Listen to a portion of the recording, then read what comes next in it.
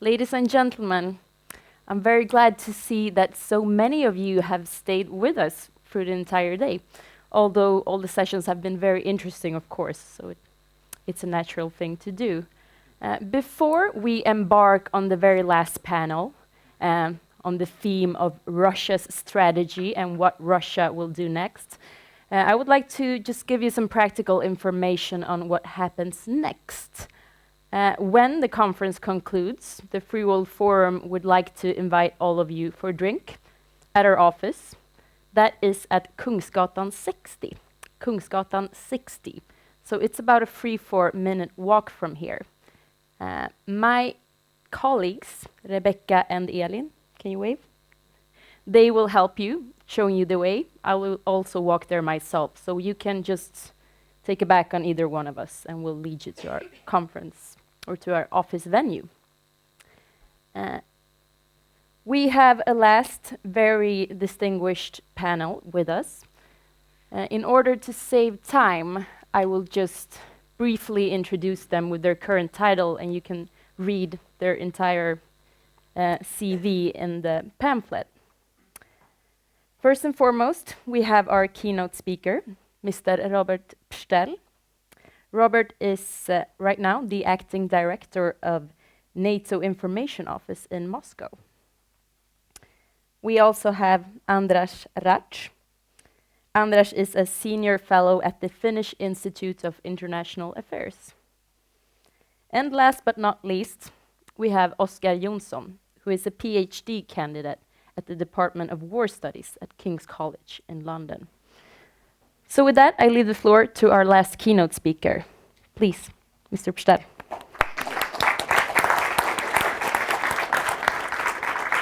With your permission, I'll remain sitting. I mean, somebody, I think I remember it was Andras who said that, challenge to a speaker after lunch. Better?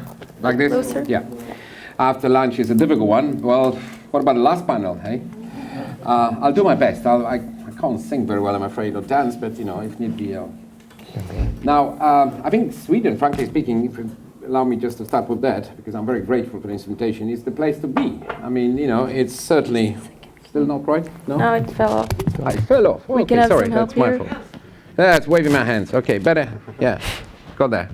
All right, better? Yes. Sorry about that. I'll try not to wave my hands. So, no. Maybe it's my glasses. All beginnings are difficult, but then. So, thank you.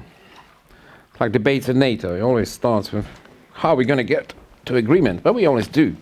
Okay, well, I think Sweden, Stockholm is the place to be, and the fact that my boss, Jens Stoltenberg, is actually in town right now, meeting the British Prime Minister, and he have a press conference soon, which I'm very happy about that, because one, of course, great that he's here, B, that I don't need to answer any questions about NATO and Sweden. But then, of course, I have to be triple careful, because, if I say something and then you hear Secretary General saying something different, boy, could be in trouble. But I really mean what I said. Sweden is the place to be because it is an extremely active partner of NATO. Quite unprecedented things happening, Swedish fighter planes participating in a big NATO exercise. Recently, Sweden soon joining, Cyber Defense Center of Excellence and so on.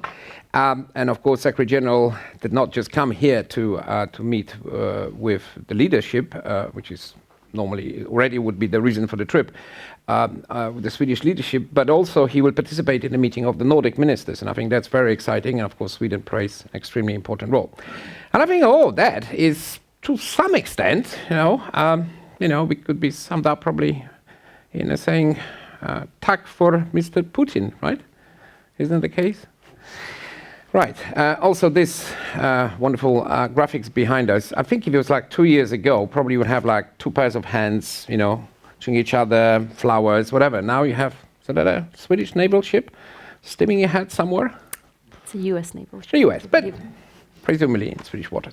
Anyway, that's how much the European security environment has changed, and not least in this part of the world, and that's very, very important.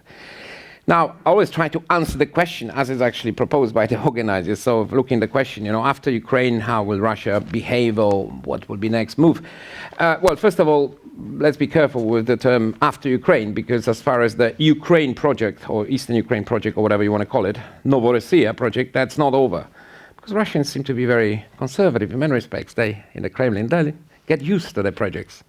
Now some people joke, although I think the joke is a bit thin, that Novorossiya project has been replaced with Novosyria project. I don't know about that, but the more we know about Russian engagement in Syria, that already, by the way, answers part of the question. What next? Well, Syria. For example, there are some incredible stories by a very brave, I think, Russian NGO who's been trying to monitor some Russian soldiers who post photos on the internet, and you can geolocate them, and they located them in many different parts of Syria, not just in the airbase. So it confirms a lot of people's suspicions that Russian military, not just volunteers, I'm talking about, have been already there for quite some time.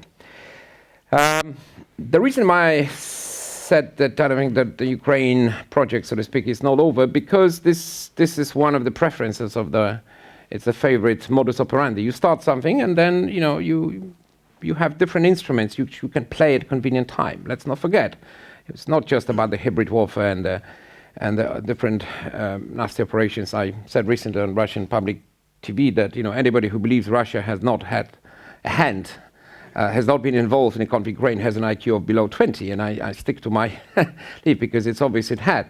But the thing is, it's not just about this, military, it's about economic support. Separatists would not be able to survive. It's about, of course, propaganda, information warfare.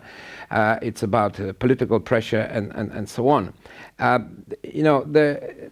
That's the modus operandi seems to be yielding some results, at least according to Mr. Putin's support rate, and secondly also by the way that Russia, if you like, behaves and seems to want to be perceived. So it's not surprised, and we see similar types of sort of pressure applied to other countries. There are threats to whatever countries who are daring to think about joining NATO, like Montenegro. There are various other pressures, and in general one gets an impression that Russia's definition of security is the weaker the neighbors, the better for Russia. That is obviously something totally unacceptable to the rest of the world. Interestingly, this has not really started only now, because if you look back, 1991, the first Georgia-Abkhazian conflict, there were unidentified planes flying. Hello? I guess who they belong to. And then Russian soldiers appeared as peacekeepers, and what they proceeded to do was take away the guns, literally, and sort of take out the bits which could shoot with them and then return. Strangely enough, the Abkhazian ones could still shoot. In other words, we've seen it before, and that's an important constatation, because we have had a lot of time to digest the behavior of Russia. So how do we see that for Russia in NATO? Well, first of all, sad as it may be, but we cannot describe it anymore as a partner, for obvious reasons. We certainly do not try to define it as a threat, but there's no question that Russia's actions forced us to reevaluate our own policy, and I'll say about this a few words later. There is a pattern, as I said. We can talk about the Gerasimov doctrine, about the hybrid warfare, not just the doctrine, but the application of it. And, to put things very simply, if what we could see in 1990 is one thing, if Russians' aggressive rhetoric, which were told all the time to treat it as some kind of a sort of ritual, domestically oriented and so on, and then, in 2008, well, everybody thought that's pretty bad, but let's hope it's a one-off. Well, after Crimea, after Donbass, after Syria, the age of illusions is over. The Russia of our dreams is just not there. We all hope it will come back at some point, but it's not there. And the point is, the most serious point is, you cannot base your policy on, hope. That's not a good sort of policy advice. So, I fully agree with the speakers who, number of them mentioned, particularly in the last panel, a very strong link between domestic politics and side. In a way, if you, my 4.5 years that I spent, I just literally came back in summer, Russia, is that I've watched a progressive assault on the civil society, on opposition. First, the parties were essentially done away with. Then the media. I mean, there's still a few outposts, including in the blogosphere, but they are really outposts. They are like oases, But it's not all. Educational system. Have you ever come across a textbook, university, which particularly talks about, foreign, really about the region? You would be amazed and frightened at the same time. It's not happy reading. And the NGOs, and that protest, by the way, continues. The latest invention of the people in the parliament, so-called parliament, is that any person who would provide information to foreigners for organizations could face extremely hefty fine. Next time when you decide to invite some Russian speakers from Russia, I think they might have difficulties accepting it for the simple reason that that might be illegal. So this onslaught on any alternative type of thinking, it's not just political, has of course made life for those people in charge much easier, but obviously it has its price, because it breeds cynicism, it breeds apathy, and it breeds some I would almost call it a certain schizophrenia in the society, because the same, Levada, which is pretty serious, still most respected sociological opinion poll research company, the same poll showed that Mr. Putin, for example, commands about 89% support. They asked the question, how much do you trust our politicians, Russian politicians? We are naming, but it's, and it's stunning, 60% said we don't trust them at all. Something has been done to the people in Russia. And it's there. And corruption, absolutely. It is a corruption of the mind as well as your pockets and so on. One thing which still stuck in my mind, I didn't attend the 9th of May ceremony at the parade, but I just, since I live close to Arbat, I just stood on Novy Arbat and watched how they rolled. I don't have a problem if people cheer when they see some, even guys in tanks. These are soldiers of your countries, or hooray, Russia, etc. But what gave me the creeps was the biggest cheer was reserved to the ICBMs.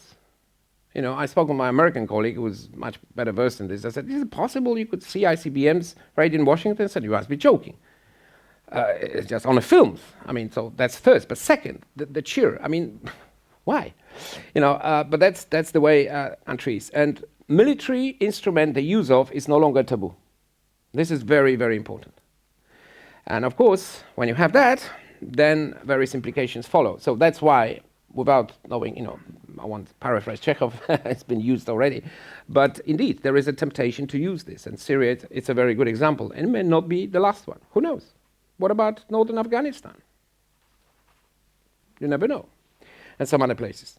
But the bottom line is this. I would be very careful when describing, interest, long-term, short-term of Russia as, they do not exactly have to be seen as the interest of the people who are currently in charge.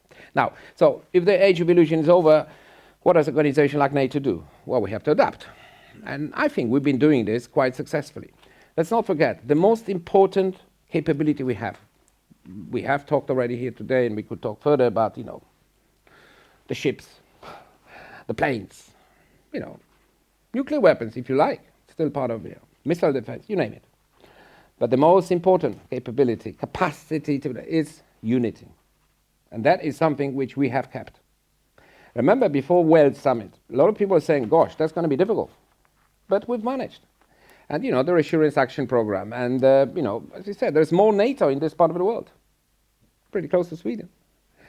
In the Baltic countries, in Poland, others, we have the so-called forward, integrated units, which are small, if you like, HQ elements. We have lots of exercises, pretty big ones by our standards, not as big as Russia's, but still. And the Warsaw Summit, which will come next year, we expect it will be another summit of adaptation. And there's lots of big issues, which will have to be discussed, but I'm sure decisions will be taken. And there will be precisely about, better capabilities. Yes, 2%, but it's about more reassurance. It's about more, the word deterrence is making a comeback for a good reason, because you need deterrence, you need defense. Again, why? Because you cannot take, what Russia's actions for granted. Second, the world does not stand still. It's not just the East. We have big problems, of course, in the South. So therefore, NATO is adopting, it's always a NATO jargon our first weapon. So we have 360 degrees approach.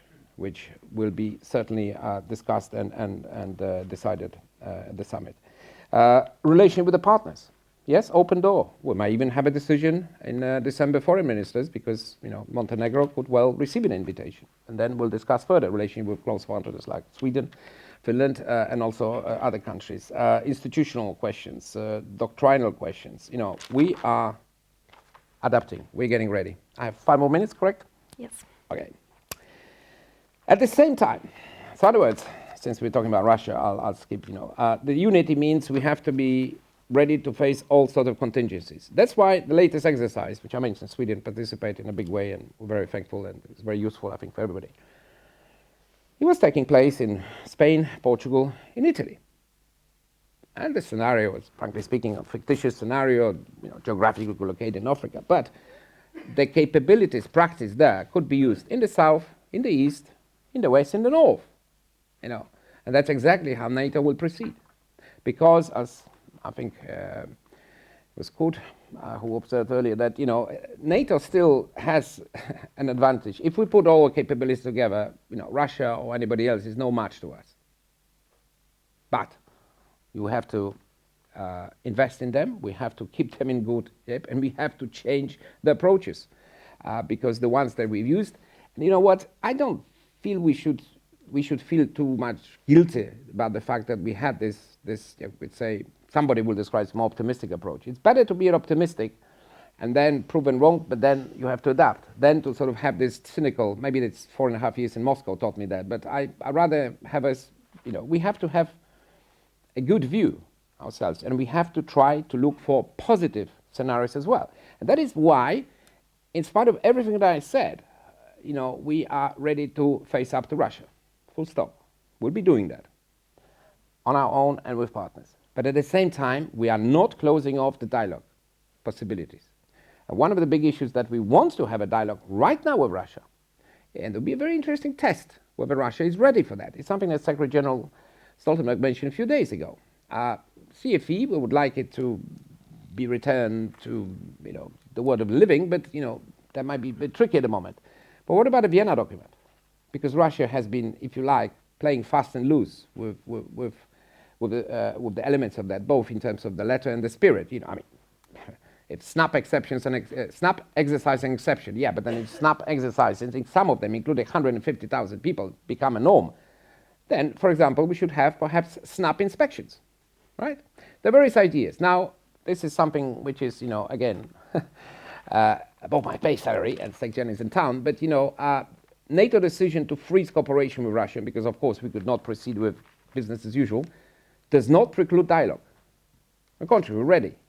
We're ready for it. But of course, it takes two to tango, and it'll be an interesting test what's going to happen in the next few months, for example, or in general in the run-up to the summit. What we hear, the Russian rhetoric we hear is pretty bad, but Mr. Kisilov, by the way, last night, anybody watches Mr. Kisilov programs? Lucky you, I had to. He said yesterday that, just to give you a flavor, how sick-minded person you can be. He claimed that US negotiated with ISIS that they would shoot a Russian plane rather than touch a Western. I mean, the mind boggles. I won't even comment on that, but that's And we keep hearing from various Russian representatives how bad is NATO and every single country which supports, the things we consider to be right and proper. Having said this, we need to do everything we can to minimize the risks, and we should be quite sort of serious about it. So our experience so far is not that good. For example, military channels. There were a number of phone calls which our chairman of the military committee of Sakar tried to make to the Russian Chod over the space of some months. He was not available, But we are patient. 28 countries, we're patient. So let me finish by 2 minutes. Right. How will it all go? Where are we heading? This Russian strategy, how successful can it be? And I was thinking of a good sort of comparison or good symbolism, whatever, perhaps we use. And I it's always dangerous in the world of prediction. One of my previous bosses, Lord Robertson, when Secretary General of NATO, was asked what NATO is going to look like in 5 years. And he said, if I knew that, I would play on a stock exchange like Soros rather than be a Secretary General of NATO. So, who am I to this? But I had an opportunity yesterday to visit Stockholm for half a day, and I went to the Vasa Museum. And okay, well, I'm Polish as well, so it's something interest. The famous August 1628. There is a little inscription on the wall saying that there was lots of rumors after the ship sank. Why did it happen? I remember the options were malice of the wrath of the gods. Well, I don't know. That's theology. That's not NATO. Malice of the Poles. Well, as a Pole, I shall not comment on that. Bad workmanship. No, I think Sweden is built by the Danes as well, so Nordic operation, I'm sure, is high quality. The reason was too much ballast and too many guns. And that's where I disagree with some of the rather positive, complementary evaluation of Russian soft power. I don't think it's that successful at all. First of all, it's too militaristic. If you build your attraction on the industrial military complex and your sort of prowess, well, I call it, bodybuilding politics. It may excite some people, but in the end, I think it will not prove, it may be a fatal attraction, but I don't think it's going to be a long-term one. And most importantly, if you look at the opinion polls in all our countries, all 28 countries of NATO and outside, and I don't know, Korea, and Russia is mistrusted, Russia is not liked, Russia is not a country which in any stretch can be described as a model. Having said this, even if the ship is on danger of not sustaining its voyage, there will be the old sort of Leninist strategy of push with your bayonet until you encounter opposition. I think that's in the minds of the people who are currently both running and advising those who run the policy. Russia, I think they are devoid of any creative alternatives. So I think we are more of the same. And for us, what we have to do, I mentioned NATO, I think the key words is unity, confidence. We have to be confident about what we stand for, and we have to be confident